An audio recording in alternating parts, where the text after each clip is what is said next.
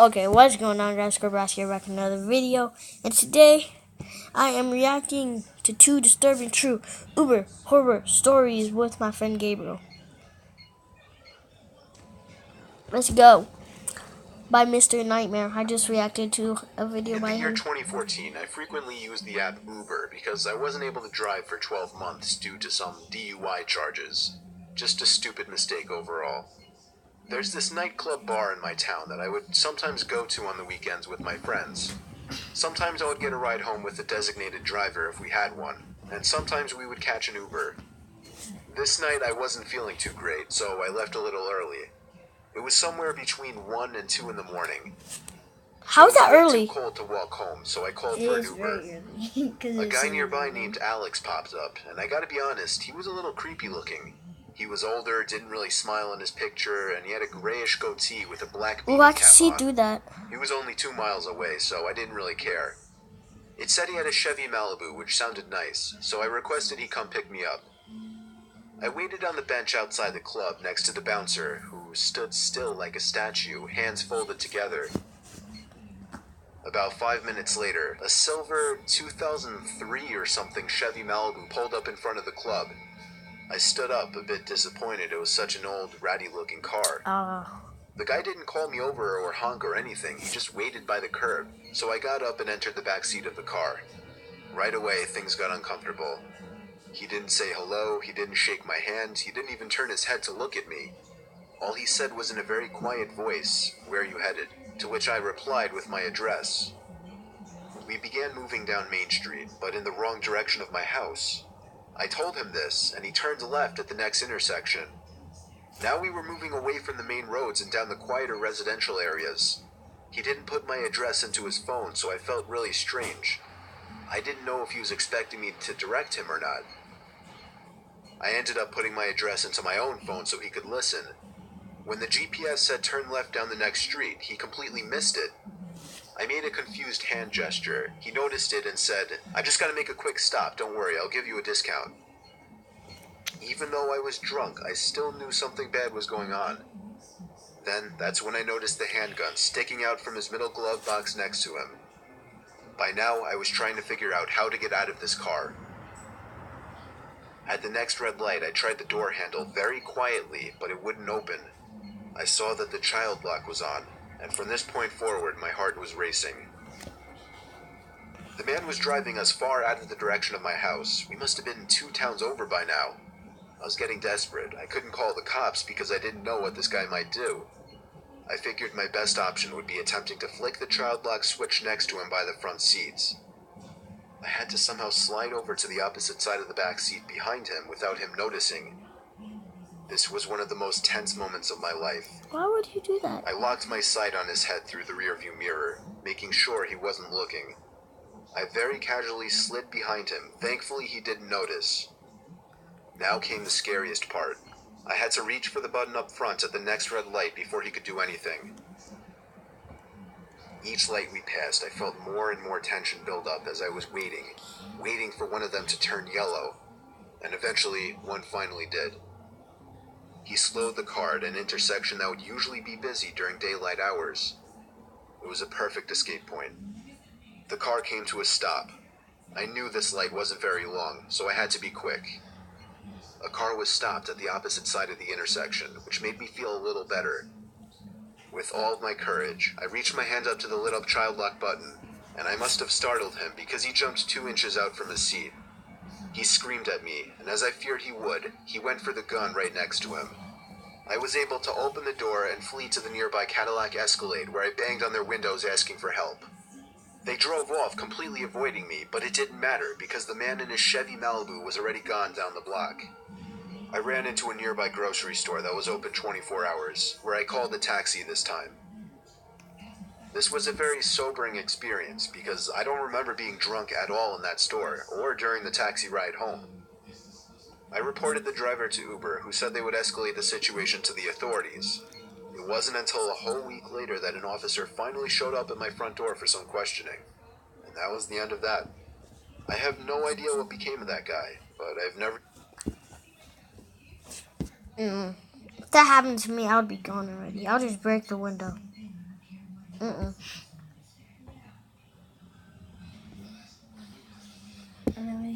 I used an Uber since.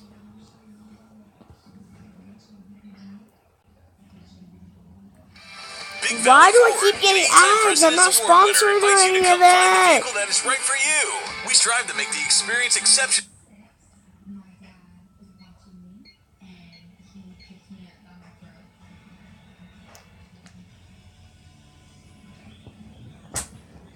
As a former Uber driver, I've dealt with a whole bunch of unpleasant characters, from the drunken groups of friends on Saturday nights, to the people who pretend to be handicapped to get free rides. But every so often, you may pick up somebody who can just be classified as a straight-up creep. I've picked up a few of these guys, but never one quite as bad as a guy named Tom. It was a Friday night in December, one of the coldest nights of the year. I had nothing to do, so I figured I'd do some late-night pickups. This was 2 years ago. I was 18 and had a new Honda Accord. My parents kind of spoiled me a bit. I was a very skinny 18-year-old though. That's why my dad told me to always keep a blade in my car, because you never know what kind of nuts are getting into the car. A guy named Tom popped up a couple miles away by a major shopping area. I responded to his request and started driving in that direction. I pulled up in front of the shopping center where I saw a group of teenagers hanging out. It looked like trouble. I hoped this Tom guy wasn't part of this group. A bunch of them looked at me in my car as I slowly passed. Eventually I just hit the gas and went further into the parking lot of the shopping center, wanting to get away from this group. I did 2 laps around the whole parking lot until I finally noticed through my left mirror somebody approaching my car from behind. I rolled down my window and called out Tom, and he called back yes. I told him to hop in. I had to repeat myself 3 times, and given that all I was saying was hop in very clearly, it made the situation very weird from the start. In. The 4th time, he finally understood me and walked slowly around the back, getting into the seat right behind me. Stay right there. Usually the people I picked up would sit diagonally from me, which is what I preferred. When people sat right behind me, it just made me a little paranoid sometimes, especially when the person seemed kind of creepy. This guy was old. He had to be in his upper 40s. Where to? I asked him. He told me an address, which I entered into my phone. By his voice, I could tell he was a very heavy smoker. Come to think of it, my car was starting to smell like cigarettes too. The address he gave me was 10 miles away, which was fine, since it meant I'd be making more money. I tried making small talk and it didn't work out too well. Like if I would ask him a yes or no question, sometimes he would just mumble. Any other questions led to dry responses. I stopped talking. And with the cigarette. He's like One of my questions. I was within just 5 miles. There was still 5 to go. By the 6-mile mark, things started getting uneasy in there. I was afraid to look into the rearview mirror because I was so sure that he was staring at me. I took a quick half-second glance and saw I was right. He was in fact staring at me. My body forced my foot down heavier on the gas. That would be scary. I wanted this ride to be over sooner. Yeah. By the 8-mile mark, I started to realize we were in the middle of nowhere. We were on basically a deserted street with woods on either side and occasional buildings. I was growing suspicious now as to where this address he told me actually was. So, while driving, I dragged my finger across my phone to slide the map in the direction of the address. It seemed to lead to a dead-end street with no surrounding streets nearby.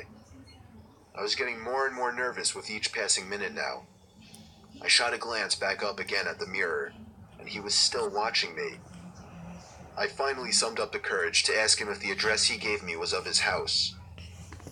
There was silence for a few moments, and I thought he was once again going to ignore me, or possibly didn't hear me. But 5 seconds later, he finally answered yes. There was less than a mile left in the drive now, still surrounded by nothing but woods with the occasional empty-looking building. He's like... I was approaching the dead-end street that the address he gave me resided on, hoping some houses would come into sight. As the street came up, I slowed down so I could get a good look of it. But nothing could be seen. Just pitch blackness. I could only imagine why he wanted to get me out here alone, so far away from anybody or anything. I casually kept driving, pretending like I missed it, hoping he wouldn't notice. but he did. Instantly, he hopped out of his seat and yelled at me to turn around. Honestly, I felt like my life was on the line, so I apologized and did a quick 3-point turn. As I was reapproaching the dead-end street, I dug my hands into the netting compartment on the side of my seat where I kept my blade. I Yep. very quietly flicked the blade open and held it tight in my right hands, ready to use it. I turned down the dead-end road, with my headlights now displaying just what I thought I would see. Nothing but trees on either side. I made it to the end of the road, not a single house or building on the road. I just knew something was about to go down. I was just trying to physically and mentally prepare myself for it. Suddenly, he said in as soft as a voice as he probably could, "Thanks for the ride." I wasn't even thinking about money at this point. He opened his door, but before stepping out, he said, "Could you get out of the car for a second and Hey! help carrying my bag? I have a bad back." But he didn't have a bag. I knew he didn't. He didn't come in with one. I replied, Yeah, sure, let yourself out and I'll help you in a sec." The shakiness in my voice was too obvious. What happened next, I never imagined would have happened. All of a sudden, I felt pressure on my neck. It took me at least a second before I could realize he was choking me from the back seat. Immediately, I drilled the blade into his left arm and he screamed in pain, releasing his grip on my neck. He fell out of the car and onto the street, and I took that opportunity to turn the car around and practically floor it down the street until I returned to a busy road. I actually didn't end up calling the cops. I was just too scared to do anything but drive home. And by the time I got home, I just wanted to go to sleep and forget about it. Bro, look. Needless to say, I Look at the headlights. You see those? Yeah, they look like eyes. It looks like he's possessed. resigned from my Uber driving days after this incident. That was creepy. There's still one. That was creepy.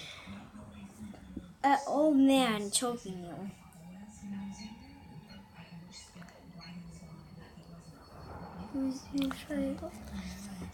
As the screen says, thanks for watching my video with my friend, and That was creepy. yeah, it was, huh?